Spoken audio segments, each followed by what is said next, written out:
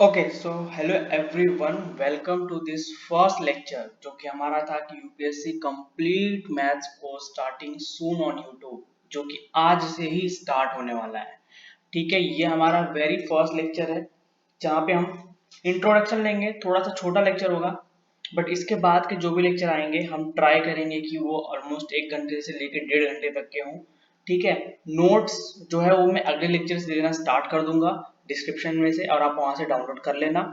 Telegram group है description में, link join कर लो। ठीक है, और ये जो है मोस्ट कॉम्प्रिहेंसिव कोर्स होने वाला है यूपीएससी मैथ्स ऑप्शनल के लिए। ठीक है, तो देखो, यूट्यूब पे मैंने बहुत सर्च किया यूपीएससी मैथ्स ऑप्शनल का कोर्स है कि नहीं। ऐसा नहीं कि है नहीं, बट एक प्रॉपर स्ट्रक्चर्ड वे में नहीं है। ठीक है, तो यहाँ पे हम एकदम स्ट्रक्चर्ड वे में जाएंगे, और आई एम गारंटीड कि अगर आपने जितना मैं पढ़ा रहा हूँ उस हिसाब से फॉलो किया, बहुत ही ज्यादा अच्छे मार्क्स आएंगे आपके मैथमेटिक्स में। इससे बाहर कुछ एक्स्ट्रा पढ़ने की जरूरत नहीं है। बट एक रिक्वेस्ट है खाली कि अगर लेक्चर पसंद आता है तो थोड़ा सा वीडियो को लाइक कर दो। कोई भी अगर डाउट हो या फिर वीडियो अच्छा लगता है लेक्चर, तो कमेंट भी कर दो।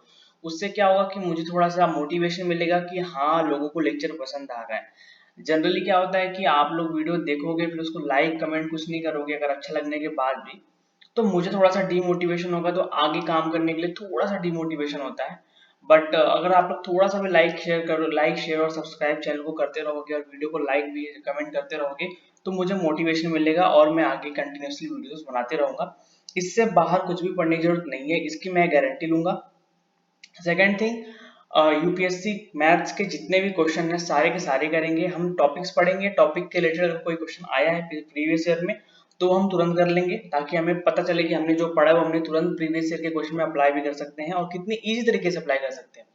एक एक क्वेश्चन करेंगे प्रीवियस ईयर का, एक भी क्वेश्चन छोड़ेंगे नहीं, इसकी गारंटी मैं लेता हूँ। बट हाँ, फिलहाल के लिए हम एक चैप्टर वाइज चलेंगे, तो क्वेश्चंस भी चैप्टर वाइज करेंगे, और एट द एंड जब सब कुछ कंप्लीट हो जाएगा तब हम ट्राई करेंगे कि हम पूरा का पूरा पेपर भी एक साथ सॉल्व करें। ठीक है, तो आप लोग से ये रिक्वेस्ट है कि आप लोग यूपीएससी मैथ्स का पेपर डाउनलोड कर लो। ठीक है, अदरवाइज हम भी मैं लिंक डिस्क्रिप्शन में दे दूंगा अगले लेक्चर से। तो मैं अपने बारे में छोटा सा इंट्रोडक्शन दे देता हूँ कि मेरा नाम है अमित विश्वकर्मा। ठीक है, मैं अपने बारे में एक छोटा सा इंट्रोडक्शन दे दूं तो मेरा नाम है अमित विश्वकर्मा। एक मिनट, ब्लैक पेन ले लेते हैं। ओके, तो मेरा नाम है अमित विश्वकर्मा। मैं CSIR net all India rank 29 रहा हूँ, जो कि पीएचडी के लिए एक एंट्रेंस एग्जाम होता है एमएससी के बाद। गेट ऑल इंडिया रैंक 451 रहा है मेरा। मैंने अपनी एमएससी मैथमेटिक्स से की है आईआईटी जोधपुर से, और अभी मैं अपनी पीएचडी कर रहा हूँ मैथमेटिक्स में ही IISc Trivandrum Indian institute of space science and technology से, मैथमेटिक्स डिपार्टमेंट में। तो ये छोटा सा इंट्रोडक्शन है। तो बेसिकली मेरा आप लोग देख सकते हो कि बैकग्राउंड ही मैथमेटिक्स का रहा है, तो मुझे पता है कि मैथमेटिक्स के क्वेश्चन को कैसे अच्छे से अप्रोच करना चाहिए। जो भी यूपीएससी का सिलेबस है वो मैं पिछले 5-6 साल से लगातार पढ़ते ही आ रहा हूँ। ठीक है, सारे के सारे चीजें जो भी सिलेबस में है। और मेरे पास पेन टैब नहीं था, अदरवाइज लेक्चर हम कब का स्टार्ट करते थे। तो थोड़े से फाइनेंशियल हेल्प लेके मैंने एक पेन टैब खरीदा है, ताकि अब लेक्चर स्टार्ट किया जाए ताकि ज्यादा देर ना हो। ठीक है, तो अब स्टार्ट करते हैं लेक्चर को, इतना ही रिक्वेस्ट था आप लोग से। तो let us begin with the lecture. ये जो है ये सिलेबस है आपके लीनियर अलजेब्रा का। ठीक है, तो जनरली क्या होता है, अगर आप कहीं भी देखोगे तो वो लोग यहीं से स्टार्ट करते हैं, जो कि पहला टॉपिक है। बट हम यहाँ से स्टार्ट नहीं करने वाले हैं। ठीक है, हम स्टार्ट करने वाले हैं यहाँ से, और फिर एक बार इतना करने के बाद फिर हम यहाँ पे जाएंगे। अब हम ऐसा क्यों कर रहे हैं? पहले हम लोग मैट्राइसेस वगैरह के बारे में पढ़ेंगे, मैट्राइसेस के सारे जो भी यहाँ पे लिखा हुआ वो सब चीजें पढ़ेंगे। फिर वेक्टर्स में जाएंगे, क्योंकि मैट्राइसेस का जो एप्लीकेशन है ना वो वेक्टर्स में है। जैसे देखो, रैंक निकालने में है, nullity, matrix of linear transformation है। तो इस मैट्रिक्स वाले कॉन्सेप्ट का यूज जो है वो वेक्टर्स में है, वेक्टर स्पेस में, इस वाले सेक्शन में है। तो हम पहले ये सेक्शन करके ये सेक्शन में जाएंगे, क्योंकि उस वे से हमें क्या पड़ेगा, इजी पड़ेगा। और ये मत सोचो कि आपका फ्लो टूट जाएगा, जिस तरह से ये सिलेबस दिया हुआ है उसी फ्लो में पढ़ना है, नहीं। फ्लो ऐसे भी रहेगा, उसकी गारंटी मेरी है। ठीक है, तो बस इतना ही है। ये आपका सिलेबस है जो कि हम पूरा कवर करने वाले हैं। आगे जो कि हम बुक रेफर करेंगे वो ये है, सॉम्स पब्लिकेशन की बुक है। इसका जो लिंक है वो मैं डिस्क्रिप्शन में दे दूंगा, वहां से डाउनलोड कर लेना। और अगले लेक्चर से मैं आपको क्या करूंगा कि पढ़ाने के बाद इस बुक में से पेज नंबर्स बताऊंगा कि इस पेज नंबर्स पे जाके ये क्वेश्चन कर डालो। तो इस बुक में बहुत सारे आपको एग्जाम्पल मिल जाएंगे, इतने एग्जाम्पल मिल जाएंगे कि आपके मतलब टिप पे आ जाएगा जो भी आपने कॉन्सेप्ट पढ़ा हुआ है। बहुत ही बेहतरीन बुक है, सॉल्व एग्जाम्पल भी बहुत सारे हैं और आपके प्रैक्टिस के लिए बहुत सारे एग्जाम्पल्स हैं। ठीक है, तो अब आगे बढ़ते हैं। हाँ, अब जो अपना कोर्स है वो स्टार्ट करते हैं। तो देखो, जो सबसे पहला चीज है स्टार्ट करने वाले हैं हम लोग, वो है मैट्राइसिस। ठीक है, एक बार मैं व्हाइट पेन लेके देखता हूँ, आई थिंक व्हाइट अच्छा रहेगा यहाँ पे। Matrices, great. पेन यहाँ से थोड़ा सा मोटा हो रहा है। ओके, ठीक है, मैट्राइसिस की बात करते हैं। तो अब देखो, मैट्राइसिस होता क्या है। अब जैसे जनरली अगर मैं थोड़ा सा मान के चलूँ कि आपने मैथमेटिक्स एज एन ऑप्शनल लिया है, तो या तो आपका बैकग्राउंड मैथमेटिक्स है या तो आप एक इंजीनियरिंग स्टूडेंट हो, दैट इज वाई आपने मैथमेटिक्स को लिया है। तो बेसिकली आपको पता है कि मैट्राइसिस होता है क्या, दिखता कैसा है। सबको पता है कि जो मैट्राइसिस है वो कुछ इस तरह का दिखता है। ठीक है, यहाँ पे m क्रॉस n लिखा होता है। अब बेसिकली ये क्या है वो बताते हैं। तो दो तरह से मैट्रिसेस का रिप्रेजेंटेशन होता है, एक तो ये है और कभी कभी ऐसा भी लिखा होता है। ठीक है, तो इन दो तरीकों से मैट्रिसेस का जो रिप्रेजेंटेशन हम करते हैं। अब मैट्रिसेस में ना दो चीजें होती हैं, एक होता है रो और एक होता है कॉलम। देखो, मैं एकदम बेसिक से पढ़ाऊंगा क्योंकि मैं सबको एक साथ लेके चल रहा हूँ। मुझे नहीं पता कि आपने कितना पढ़ा है कितना नहीं पढ़ा है, तो कुछ लोगों को ये बहुत ज़्यादा बेसिक लग सकता है तो वो 2x के स्पीड में करके आगे बढ़ सकते हैं, या फिर थोड़ा थोड़ा देख के इसको स्किप भी कर सकते हैं। ठीक है, अगर आपको ये बेसिक्स पता है तो। बट मैं सबको लेके चल रहा हूँ इसलिए मैं एकदम बेसिक से जा रहा हूँ कि रो कॉलम क्या होते हैं, कैसे होते हैं। तो मैट्रिसेस में दो चीजें होती हैं, एक होता है रो और एक होता है कॉलम। ठीक है, रोज का मतलब होता है ऐसा हॉरिजॉन्टल और कॉलम्स का मतलब होता है ऐसा वर्टिकल। ठीक है, तो अगर मैं एक मैट्रिसेस बनाता हूँ, सपोज अगर मैं एक मैट्रिसेस बनाता हूँ 2 3 4 5 6 7। ठीक है, तो अब इसमें देखो, ये मैट्रिसेस है, ये क्या है, रो, हॉरिजॉन्टल है मैंने बोला, तो एक रो और ये कितना हुआ, दो रो। तो इस मैट्रिसेस में रो कितने हो गए, दो हो गए। कॉलम्स को काउंट करो तो एक कॉलम, दो कॉलम, तीन कॉलम। तो इस मैट्रिसेस में कॉलम्स कितने हो गए, तीन कॉलम। ठीक है, तो यहाँ पर जो मल्टीप्लिकेशन की फॉर्म में लिखा होता है ना, जैसे यहाँ पे देखो m क्रॉस n लिखा हुआ है, m cross n basically m into n लिखा हुआ है वो। तो m को हम लोग बोलते हैं क्या, ये नंबर ऑफ रो को रिप्रेजेंट कर रहा है, और n जो है वो क्या कर रहा है, नंबर ऑफ कॉलम को रिप्रेजेंट कर रहा है। अब कहीं पे मान लो कि अगर ऐसा लिख दिया p क्रॉस q, तो कंफ्यूज मत हो जाना, बस इतना याद रख लो कि जो पहला लिखा हुआ है वो रो को रिप्रेजेंट कर रहा है और जो दूसरा लिखा हुआ है वो कॉलम को रिप्रेजेंट कर रहा है। तो अगर इस मैट्रिसेस की बात करें तो इसमें रोज कितने हैं, दो, तो सबसे पहले क्या आएगा, टू क्रॉस, फिर कॉलम्स कितने हैं यहाँ पे, तीन, तो फिर क्या आएगा, थ्री। तो इस मैट्रिक्स का जो जो साइज है वो कितना है, टू क्रॉस थ्री साइज है। इसको हम लोग क्या बोलते हैं, साइज ऑफ द मैट्रिक्स। ठीक है, तो साइज ऑफ द मैट्रिक्स कितना हुआ, टू क्रॉस थ्री का एक मैट्रिक्स साइज का एक मैट्रिक्स हो गया।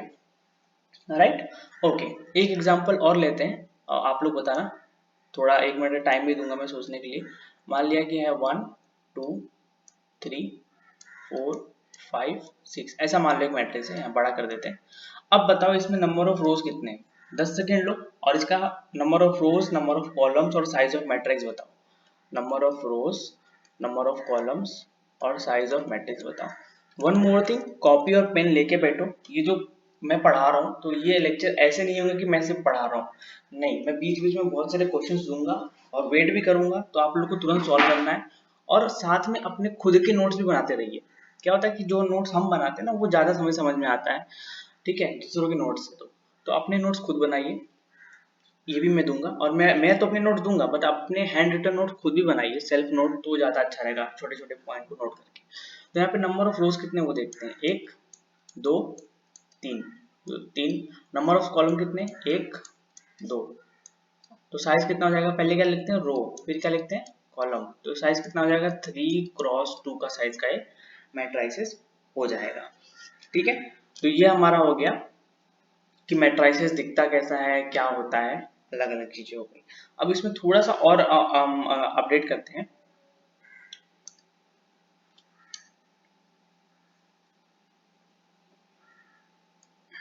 ओके ठीक है। तो देखो अभी तक हमने जो मैट्रिसेस लिखा उसमें क्या था, एक तो हमने 3x2 साइज का देखा है, एक हमने 3x2 साइज का देखा है।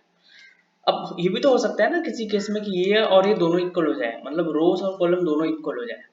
तो उसको लेते हैं, मान लिया कि है 2 3 4 5। अब इसमें देखो रोज कितने हैं, काउंट करो, 2। कॉलम्स कितने हैं, 2। ठीक है, तो साइज कितना हो जाएगा यहाँ पे 2x2। तो इस तरह का भी मैट्रिक्स होता है, इसको भी एक नाम है, हम पढ़ेंगे अभी थोड़ी देर में, बट मैं बता रहा हूँ कि ऐसा जरूरी नहीं है कि जो हमने एक मैट्राइसिस और m×n लिखा हुआ है दोनों m और n इक्वल ना हो। ये इक्वल हो भी सकते हैं, इक्वल नहीं भी हो सकते हैं। ठीक है, इस बात को नोट डाउन करके चलो कि ये कुछ भी पॉसिबल है, ऐसा जरूरी नहीं है कि ये इक्वल ना हो। ठीक है, अब आगे बढ़ते हैं। अब टाइप्स ऑफ मैट्रिसेस देखते हैं। मैट्रिसेस तो हम समझ गए कि मैट्रिसेस को हम लोग या तो इस फॉर्म में लिखने वाले हैं, यहाँ पे m×n, या तो इस फॉर्म में लिखने वाले हैं m×n। ठीक है, ये क्या होता है, नंबर ऑफ रोज, और ये क्या होता है, नंबर ऑफ कॉलम्स। तो पूरा मिला के हम लोग क्या बोल देते हैं इसको, साइज ऑफ द मैट्रिक्स। ठीक है, और इसके अंदर जो एलिमेंट होते हैं वो क्या होते हैं, नंबर्स ही होते हैं बेसिकली। ठीक है, और अंदर जो नंबर्स लिखे होते हैं उनको क्या बोलते हैं, एलिमेंट्स बोलते हैं। राइट, तो टाइप्स ऑफ मैट्रिक्स जाने से पहले थोड़ा सा समझते हैं कि एलिमेंट को इन जनरल वे में कैसे दिखाते हैं। ठीक है, जैसे मान लो एक मैट्रिसेस बनाया मैंने और साइज मैंने रखी 3x3। तो इसका मतलब क्या है कि इसमें रो कितना है, 3, इसमें कॉलम कितना है, 3, और इस मैट्रिक्स का साइज कितना है, 3x3। ठीक है, अब देखो, तो एक तो ऐसा होगा 3 रो और एक ऐसा होगा 3 कॉलम।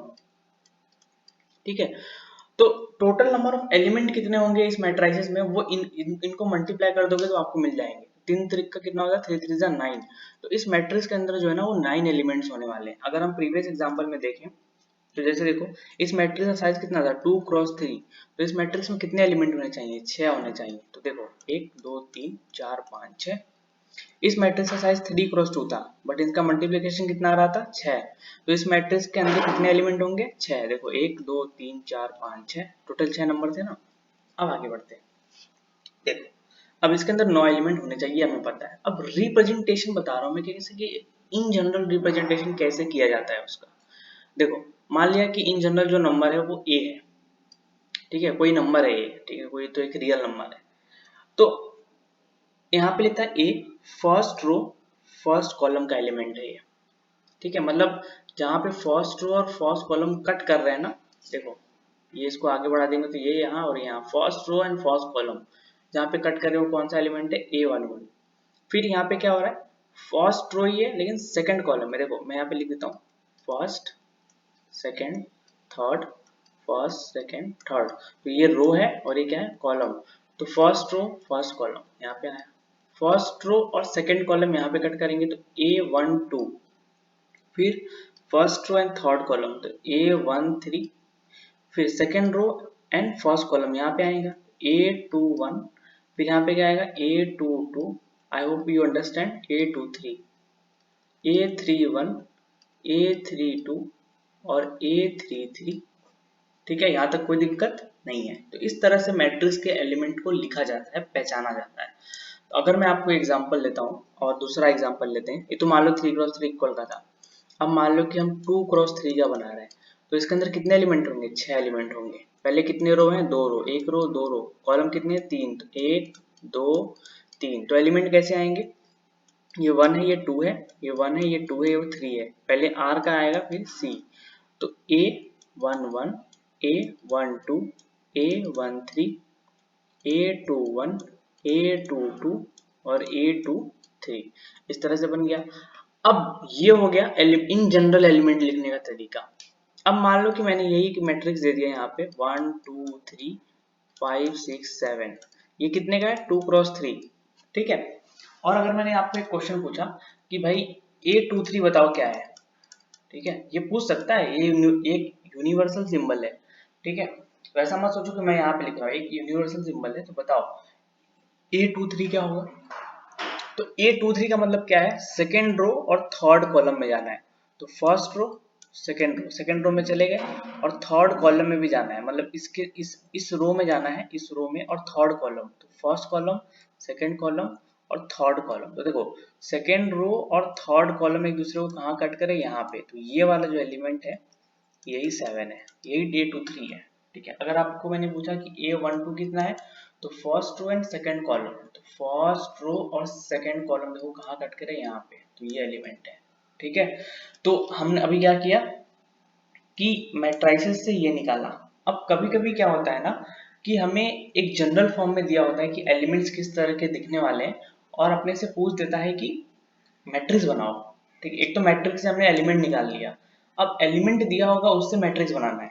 अब यहाँ पे जैसे 9 एलिमेंट है, तो एग्जाम में इतना थोड़ी ना करेगा कि आपको 9 का 9 देगा, आपको खाली भरना होगा, इतना नहीं करेगा ना। तो देखो वो कैसा होगा, वो मैं आपको बताता हूँ। ठीक है, कुछ पेजेस और ऐड कर लेते हैं ताकि मिटाना ना पड़े बार बार, राइट, ताकि हमें अगर कुछ पीछे से रिफर करना हो तो हम रिफर कर सकें, राइट।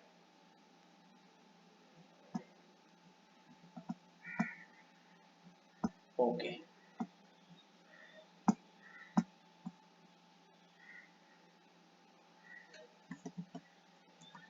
ठीक है, अब हम क्या करेंगे कि रिफर करते रहेंगे अगर हमें जो भी चाहिए होगा।